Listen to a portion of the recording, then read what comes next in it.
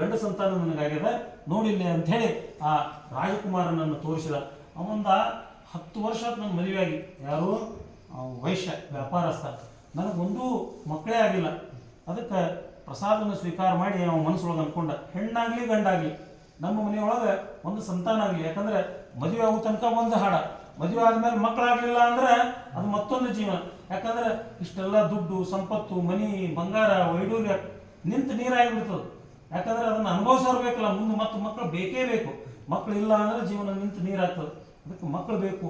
ನನಗೆ ಮಕ್ಕಳೇ ಇಲ್ಲ, ಒಂದು ಗಂಡಾಗಲಿ ಹೆಣ್ಣಾಗಲಿ ನನಗೆ ಮಕ್ಕಳಾಗಲಿ ಅಂತೇಳಿ ಅದನ್ನು ತೊಗೊಂಡು ಬಂದ. ತನ್ನ ಹೆಂಡತಿಗೆ ಪ್ರಸಾದವನ್ನು ಕೊಟ್ಟ.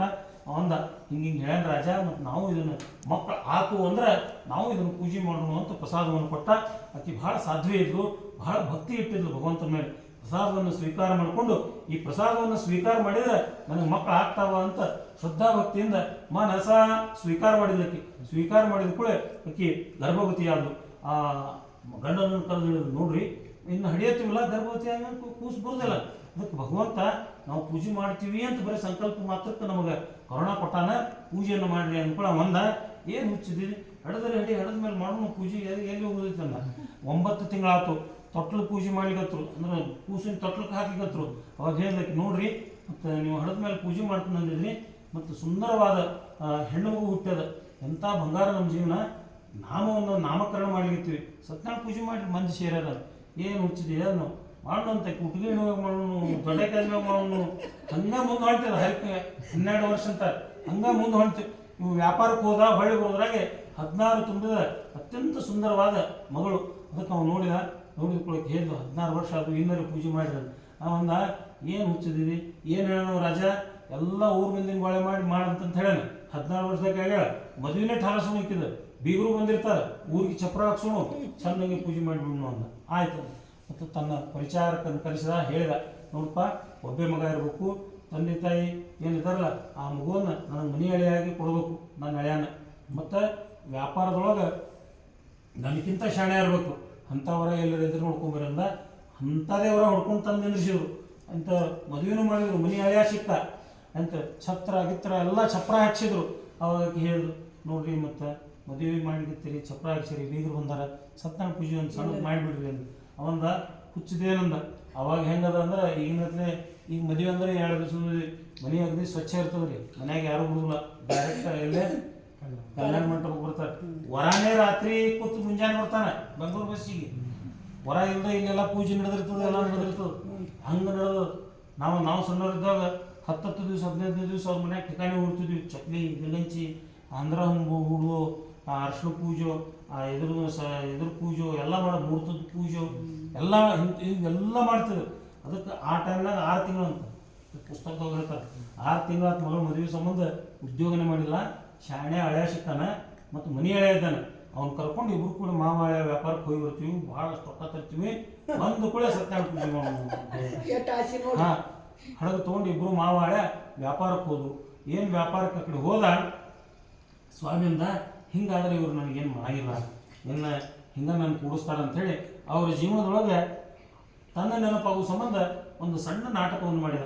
ಏನು ನಾಟಕ ಅಂದ್ರೆ, ಅವ್ರೇನು ಆ ಕಡೆ ವ್ಯಾಪಾರಕ್ಕೆ ಹೋದ್ರು, ಮಗಳು ಅವ್ವ ಇಬ್ಬರೇ ಇದ್ದರು. ಗಂಡಸರಿಲ್ಲದ ಮನೆ ದರೋಡೆಕೋರರು ಬಂದು ಮನೆಯನ್ನೆಲ್ಲ ತೊಡಗು ಮಾಡಿಕೊಂಡು ಅವ್ರನ್ನೆಲ್ಲ ಖಾಲಿ ಮಾಡಿ ಹೋದರು. ಅಲ್ಲೇ ತಾಯಿ ಯಾವುದೋ ಒಂದು ದೊಡ್ಡ ಕಾಯಿಲೆಯೊಳಗೆ ಹಾಸಿಗೆಯನ್ನು ಹಿಡಿದು, ಮಗಳು ಹೊಟ್ಟೆ ತುಂಬ್ಕೋಬೇಕಲ್ಲ, ವ್ಯಾಪಾರಕ್ಕೆ ದೂರ ಹೋಗ್ಬಿಟ್ರೆ ಅವಾಗೇನು ಮೊಬೈಲ್ ಇಲ್ಲ, ತಾರಿಲ್ಲ. ಅವ್ರು ಹೊಳೆ ಬಂದ ಮೇಲೆ ಇದು ಗೊತ್ತಾಗೋದು. ಆಯ್ತು, ಮಗಳು ಮನೆ ಅಡ್ಡಾಡಿ ಭಿಕ್ಷೆಯನ್ನು ಬೇಡಿ ಆ ಭಿಕ್ಷೆಯನ್ನು ತಂದು ಇಬ್ಬರು ಅವ್ರ ಮಗಳು ಇಲ್ಲಿ ಊಟ ಮಾಡಿದ್ರು. ಅವ್ರು ಫುಲ್ ವ್ಯಾಪಾರ ಮಾಡ್ಕೋತ ರೊಕ್ಕ ಗಳಿಸ್ಕೋತ ಒಂದು ಊರಿಗೆ ಹೋದರು. ಒಂದು ಊರಿಗೆ ಹೋದ ಕೂಡಲೇ ಅಲ್ಲೇ ಅವರಿಬ್ಬರು ಲೆಕ್ಕ ಹಾಕೋತ ಒಂದು ಕಟ್ಟೆ ಮೇಲೆ ಮುಂದಕ್ಕೆ ಮಾಡಿ ಕೂತಿದ್ರು. ಏನಪ್ಪ ಅಂದ್ರೆ ಇವತ್ತು ಎಷ್ಟು ವ್ಯಾಪಾರ ಆಯ್ತು ಏನಾಯ್ತು. ಆ ಊರಿನ ರಾಜನ ಹೆಂಡತಿಯ ಕೊರಳೊಳಗಿನ ಅತ್ಯಂತ ಪ್ರೀತಿಯ ಹಾರ ಅವ್ರ ಅತ್ತಿ ಮನೆಯಿಂದ ಕೊಟ್ಟದ್ದು. ಅದನ್ನು 2 ಮಂದಿ ಕಳ್ಳರು ತುಡುಗು ಮಾಡಿದ್ರು ಕೂಡ ರಾಜಭಟ್ರು ಅವ್ರನ್ನ ಹಿಡಿಬೇಕಂತ ಬೆನ್ನತ್ತಿದ್ರು. 3 ಸಂಜೆ ಮುಕ್ಕು ಕತ್ಲಿ, ಬರೀ ಇಬ್ಬರು ಓಡ್ಲಿಕ್ಕತ್ತಿದ್ದು ಕಾಣಿಸ್ತಿತ್ತು ಅವ್ರ ಸೈನಿಕರಿಗೆ. ಬೆನ್ನಟ್ಟಿ ಹೊಂಟರು. ಅವ್ರ ಸೈನಿಕರು ಅಂದರು, ಇನ್ನು ಹೆಚ್ಚು ದೂರ ಓಡ್ಲಿಕ್ಕೆ ಆಗಿಲ್ಲ, ಇನ್ನು ನಾವು ಸಿಕ್ಕ ಹಾಕೋತೀವಿ, ಅದಕ್ಕೆ ಏನು ಮಾಡೋಣ ಅಂದ್ರೆ ಆ ಹಾರ ಏನದ ಅವ್ರು ಮುಂದೆ ಮಾಡಿ ಹಳೆ ಮಾಡೋ ಕೂತಿದ್ರು. ಅವ್ರ ದುಬ್ಬದ ಹಿಂದೆ ಇಟ್ಟು ಅದ್ರ ಓಡಿ ಹೋಗ್ಬಿಟ್ರು. ರಾಜಭಟ್ರು ಬಂದರು, ನೋಡಿದ್ರು ಹಾರ ನಮ್ಮದೇ ಅದ. ಇಬ್ಬರೇ ಓಡ್ಲಿಕ್ಕತ್ತಿದ್ರು, ಇವರೇ ಇಬ್ಬರೇ ಕೂತಾರೆ. ಅವ್ರನ್ನ ಇಬ್ಬರನ್ನು ಹಿಡಿದ್ರು, ರಾಜನ ಮುಂದೆ ತಂದು ನಿಲ್ಲಿಸಿದ್ರು, ಇವರೇ ತುಡುಗರು ಅಂಥೇಳಿ. ಅವ ರಾಜ ಏನು ಇನ್ಕ್ವೈರಿ ಮಾಡಲಿಲ್ಲ ಎಲ್ಲಿ ಅವರು ಏನು, ಯಾಕಂದ್ರೆ ಸತ್ಯನಾರಾಯಣ ಸ್ವಾಮಿಯ ಅವಕೃಪೆ ಆಗಿತ್ತು. ಯಾಕಂದ್ರೆ ಈಗಿನ ಮಂತ್ರಿಗಳಗತ್ಲೆ ಅಲ್ರಿ, ಆಗಿನ ರಾಜರು ವೇದ ಶಾಸ್ತ್ರ ಎಲ್ಲ ತರ್ಕಶಾಸ್ತ್ರ ಎಲ್ಲ ಕಲ್ತವ್ರು ಶಾಣ್ಯ ಮಂದಿ. ಆದ್ರೆ ಸತ್ಯನಾರಾಯಣ ಸ್ವಾಮಿ ಅವಕೃಪೆಗೆ ಪಾತ್ರರಾಗಿದ್ದರಿಂದ ಅವ ಏನೋ ಪ್ರಶ್ನೆ ಮಾಡಲಿಲ್ಲ ಅವ್ರಿಗೆ, ಸೆರೆಮನೆಗೆ ಹಾಕಿಬಿಡ್ರಿಂದ ಅವಲ್ಲಿ ಹೋಗಿ ಜೈಲಿನಾಗ ಕೂತು ಇಲ್ಲಿ ಮನೆಯೊಳಗೆ ಒದ್ದಾಡ್ಲಿಕ್ಕತ್ತು.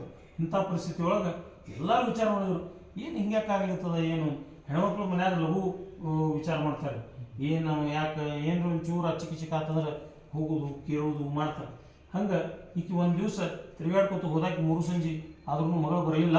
ಮನೆಗೆ ತಡ ಮಾಡಿ ಬಂದು ಅವಾಗ ತಾಯಿ ಪ್ರಶ್ನೆ ಮಾಡ್ತಾಳೆ, ಮೂರು ಸಂಜೆವ ದೀಪ ಆರೋಕ್ಕಿಂತ ಮುಂಚೆ ಮನೆಗೆ ಬರಬೇಕು, ದೀಪ ಹೊತ್ತಕ್ಕಿಂತ ಮುಂಚೆ ಮನೆಗೆ ಬರಬೇಕು, ತಡ ಯಾಕೆ ಮಾಡಿದ್ವಿ, ಮೊದಲು ಮನ್ಯಾಗ ಯಾರು ಗಣಸಲಿಲ್ಲ, ಊರಾಗ ಹೆಸರು ಕೆಡ್ತದ, ಹಂಗೆ ಮಾಡಬಾರ್ದು ಅಂತ ಮಗಳಿಗೆ ಅಂತಾಳೆ.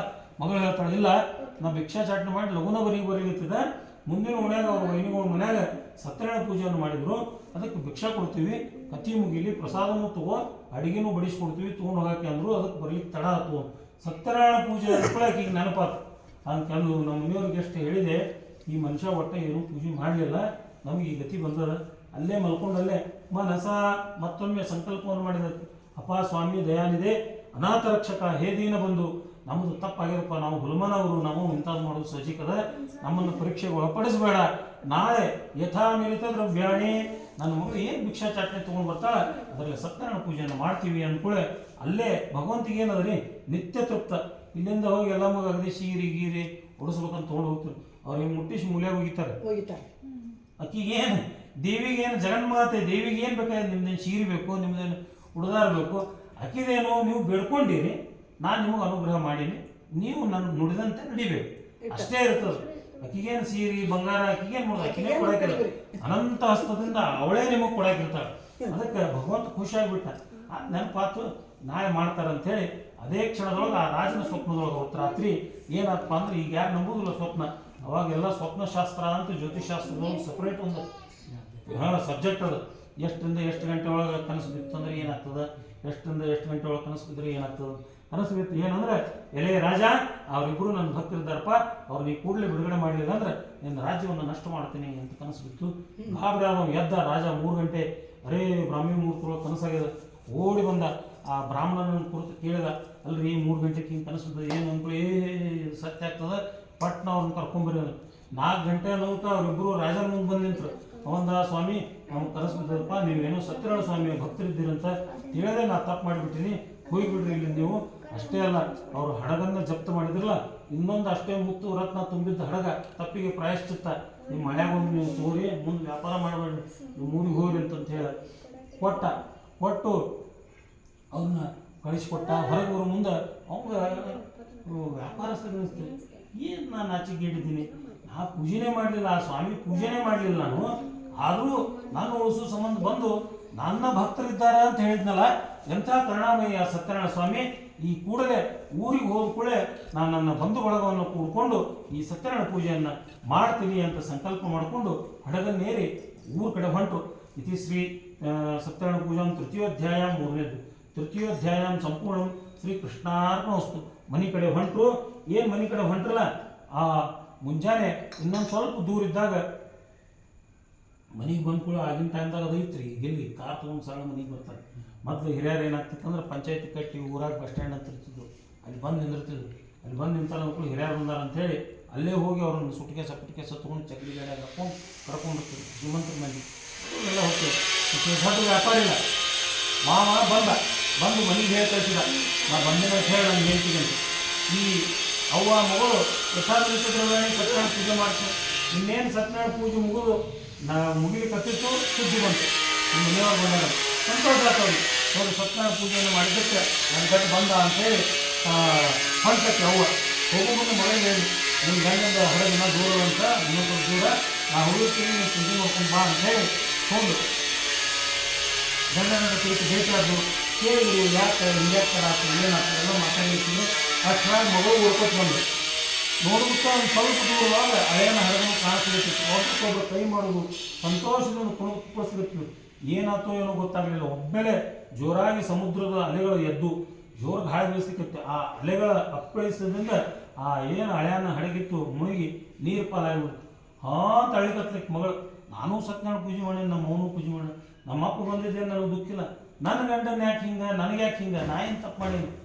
ಒಂದು ಸೌನ ಹೇಳಿದ್ರೆ ಕೆಂದು ನಿನ್ನ ಗಂಡ ಇಲ್ಲ ಅಂದ್ರೆ ನಾನು ಇರಂಗಿಲ್ಲ, ಎಲ್ಲರೂ ಕಟ್ಟಿಗೆ ತಯಾರು ಮಾಡಿ ನಾನು ಸಹಗಮನ ಆಗ್ತೀನಿ ಅಂದ್ರೆ ಅಗ್ನಿ ಪ್ರವೇಶ ಮಾಡ್ತೀನಿ, ಎಲ್ಲ ಕಟ್ಟಿಗೆಯನ್ನು ಜೋಡಿಸ್ಲಿಕ್ಕೆ ಎಲ್ಲರೂ ಬಡ್ಕೊಳ್ಕತ್ತಾರೆ. ಹಂಗೆ ಮಾಡಬೇಡವ, ಸಮಾಧಾನ ತಗೋ. ಹೇ ಅಂದ್ರೆ ನಾನು ಪೂಜೆ ಮಾಡೀನಿ, ಒಂದು ನನಗೆ ದೇವ್ರ ಅನುಕೂಲ ಮಾಡಲಿಲ್ಲ, ನನಗೆ ನಮ್ಮ ಅವ್ಗೆ ಅನುಕೂಲ ಮಾಡಿದ್ದು ಖುಷಿ ಅದ, ನಮ್ಮ ಮಕ್ಕಳು ಬಂದಿದ್ದು, ನನಗೆ ಯಾಕೆ ಈ ಅನ್ಯಾಯ ಅಂಥೇಳಿ ಹೊಂಟು. ಅವಾಗ ಆಕಾಶವಾಣಿ ಹತ್ತು ನೋಡು, ಸತ್ಯನಾರಾಯಣ ಪೂಜೆಯನ್ನು ನೀವು ಮಾಡಿದಿದ್ರೆ ಪ್ರಸಾದವನ್ನು ಸ್ವೀಕಾರ ಮಾಡಲಿಲ್ಲ, ಗಂಡ ಬರ್ತಾನ ಅಂಥೇಳಿ ಪ್ರಸಾದಕ್ಕೆ ಒಮ್ಮರಿಯಾರಿ ಮಾಡಿ ನೀವು ಬಂದಿದೆ, ಅದಕ್ಕೆ ಹಿಂಗಾಗ್ಯದ. ಮನೆಗೆ ಹೋಗು, ಚಂದಂಗೆ ಪೂಜೆ ಇನ್ನೊಮ್ಮೆ ಅಷ್ಟು ಕುಂಕುಮ ಎಲ್ಲ ಏರಿಸಿ ಭಕ್ತಿಯಿಂದ ನಮಸ್ಕಾರ ಮಾಡಿ ಪ್ರಸಾದ ಸ್ವೀಕಾರ ಮಾಡ್ಕೊಂಡು ಬಾ ಅಂದ್ರೆ. ವಿಶೇಷವಾಗಿ 4ನೇ ಅಧ್ಯಾಯದೊಳಗೆ ಏನು ಹೇಳ್ತಾರಪ್ಪ ಅಂದ್ರೆ ಪ್ರಸಾದದ ಮಹಿಮೆಯನ್ನು ಹೇಳ್ತಾರೆ. ಅಂದರೆ ಗಡಿಬಿಡಿ ಒಳಗೂ ಏನೋ ತಪ್ಪಿ ಪ್ರಸಾದವನ್ನು ಮರೆತು ಸಹಿತ ಏನಾದರೂ ಅವಘಡಗಳು ಜೀವನದಲ್ಲಿ ಸಂಭವಿಸ್ತಾವಂತ, ಅದಕ್ಕೆ ಪ್ರಸಾದದ ಮಹತ್ವವನ್ನು ಹೇಳ್ತಾರೆ. ಹೋಗಿ ಪ್ರಸಾದವನ್ನು ಸ್ವೀಕಾರ ಮಾಡ್ಕೊಂಡು ಬಂದು ಹಳೆಯನೂ ಬಂದ, ಎಲ್ಲರೂ ಸಂತೋಷದಿಂದ ಮತ್ತು ಮನೆಗೆ ಹೋಗಿ ಅತ್ಯಂತ ವಿಜೃಂಭಣೆಯಿಂದ ಸತ್ಯನಾರಾಯಣ ಪೂಜೆಯನ್ನು ಮಾಡಿದ್ರು. ಯಾವ ಟೈಮ್ ನನಗೆ ಬರ್ತದೆ ಹುಣ್ಣಿಮೆ ಅಮಾವಾಸ್ಯೆ ಸತ್ಯನಾರಾಯಣ ಪೂಜೆಯನ್ನು ಮಾಡ್ಕೋತ ಹೋದ್ರು. ಆ ಕುಟುಂಬ